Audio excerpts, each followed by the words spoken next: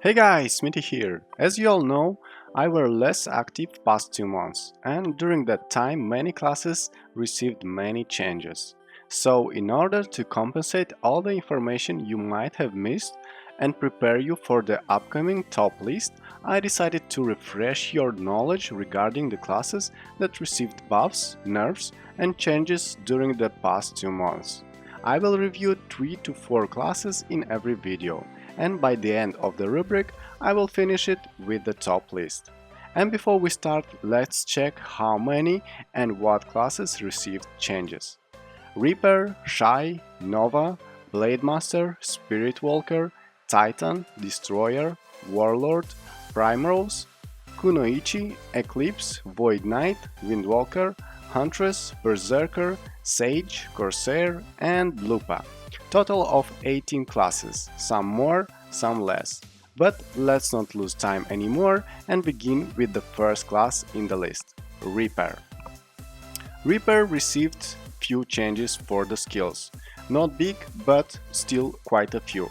First of all, Death Circus received a PvP damage reduction by 10% for 5 seconds when using the skill. Also received a range increase to the skill, which is kinda noticeable when you look on the screen. Also, the damage of the skill was increased by 11.7%. Second skill, Flash Reaper.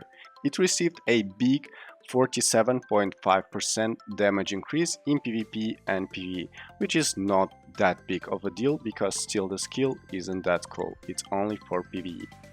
Third skill, Soul Reaver. It received a immunity to the grab when you finish your combo. Not only that, it received a 6.7% PvP and PvE damage increase. Next skill, Fatal Clip. It received an attack range buff, just like Death Circus, and it received 2 more hits for the skill, increasing by that the skill damage by 50%. Next skill will be Rift Slicer, also received some PvE buffs. It received a penetration projectile, faster cast speed after another skill, and changed it to 6 hits overall, increasing the damage by 22.7% in PvE and PvP, but once again the skill will be mostly used for PvE only. Next skill, Soul Spike. It received a flow teleport that allows you to disable or enable the ability for the skill to teleport or not while using Nightmare, and let me show you. When you have the flow teleport off, you will not be able to teleport to your target when using the skill, which is pretty cool because the skill itself is ranged. But if you need for some reason to teleport, activate the flow teleport and you will be able to teleport to your target while using that Soul Spike skill while using Nightmare. And at last, the last skill that was changed was Harvest. It received an ability to change super armor to forward guard and vice versa, whether it's needed. You could use it for arena, for example, and for field, but most of the times I don't suggest you using forward guard for field. This will be only useful for arena maybe. All in all, Reaper received quite a few changes, but mostly PvE buffs and some kind of PvP survivability for the 10% damage reduction and ability to teleport or disable teleport for Soul Spike. That's about it for Reaper. Let's jump to the next class, Shai. Shai received only 3 buffs for her kit. First of all, he received a buff for her passive that increases her PvP damage reduction by 15% and damage to monsters by 10%. Also, Flow Here We Go, which is the beer that you summon, received a 70% debuff increase for the skill. So instead of decreasing the DP of your enemy by 20, you will decrease your enemy's DP by 34 in that case.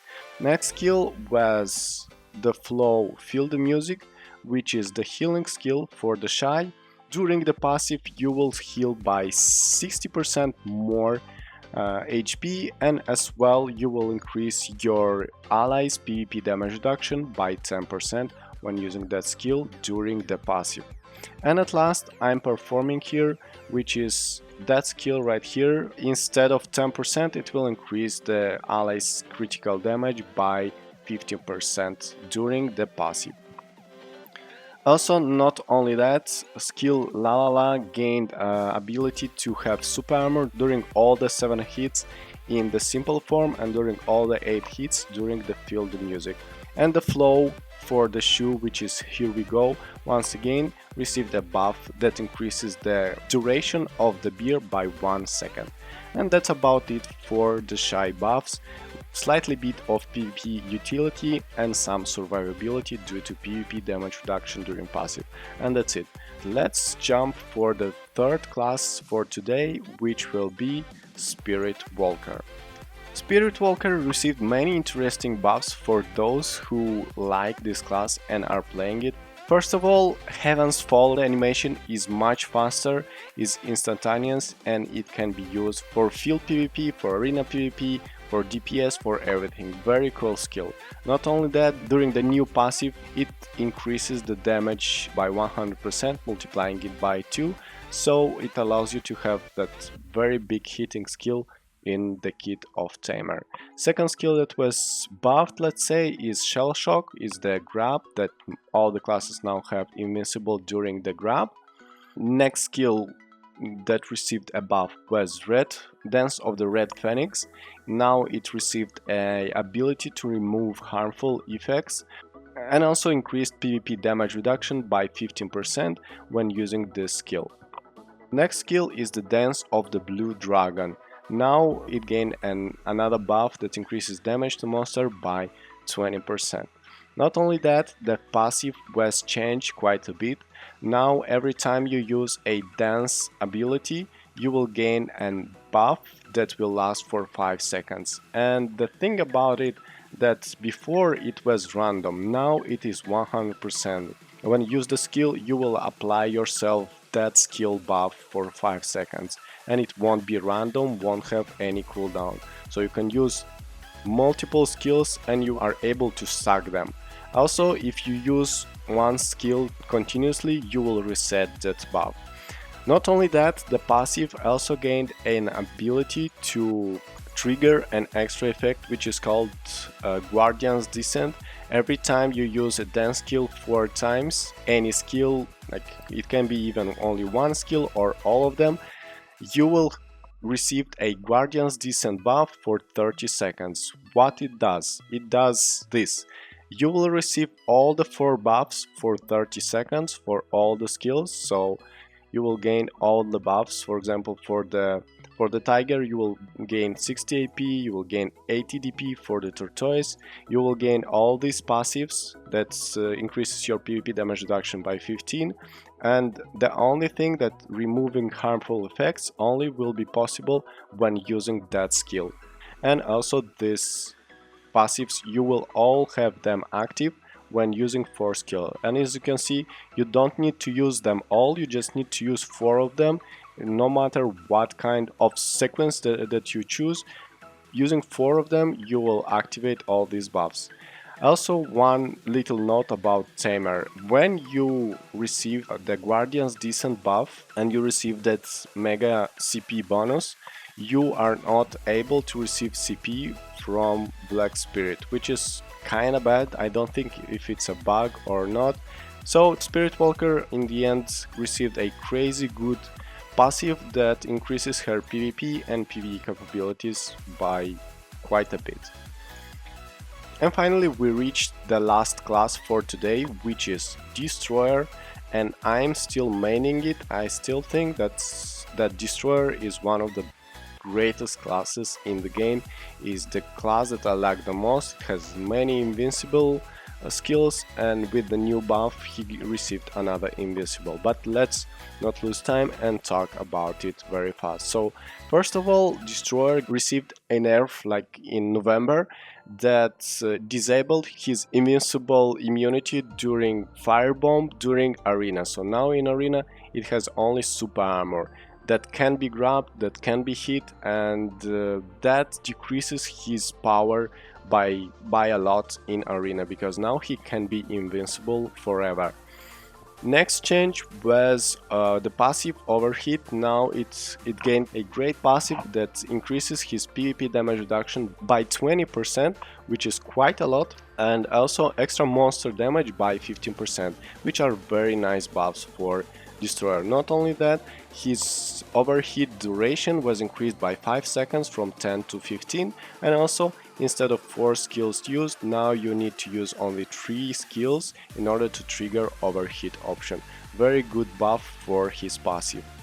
Next skill that was buffed was Hellraiser. Now it receives an invincible state during the whole flight, and as you can see, he can fly for like 2 seconds before landing, and all that time he can be invincible, thus leading him to be once again one of the hardest class to hit in field due to his a lot of invincibility. Also, this skill received a 20% damage increase for the combo with To the Grave skill. So after using Hellraiser, you can use To the Grave and receive an extra 20% damage for the To the Grave skill. And the last skill that was also buffed by a big chunk of damage was Flame Buster. The damage was increased by 35%, making this skill the strongest skill in Destroyer kit. Not only he has branches on that skill, but he does now 906% damage multiplied by 2, and with overheat it will increase the damage by 2 times once again, so total of 3624% damage from one skill, one very fast nuke. And not only that, it's a range skill, so overall 3600% damage with branches, which leads it to be the highest hitting skill in his kit. Compared to Slugfest, for example, this skill does about 3000% damage, and its cast time is much longer than the Flame Buster. So great damage increase for Destroyer, great monster damage increase because of the passive, great survivability because of the passive once again, and not only that, some more survivability because of invincibility for the Hellraiser. Great buffs for Destroyer, making it even more powerful than he was before. And that was about it for the changes that occurred in last 2 months for those 4 classes. Don't forget that in the next video I will review 4 more classes that received changes, and by the end of these reviews I will make an overall top list for you guys, so you will finally know to who to reroll after that Sage nerf, as you all know, because many players were Sage and now Sage is nerfed and they want to change it to another class. So don't forget to leave a like, comment and subscribe. That was Smithy. Have a nice day.